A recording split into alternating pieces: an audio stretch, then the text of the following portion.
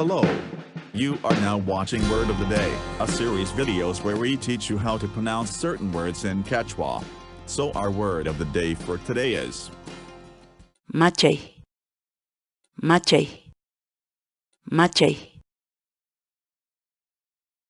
In English, the Quechua word Machay means to become inebriated, to get drunk. For example, Taytayqa chika macharisqa, ichaqa pay kunachalla ahawasiman rin.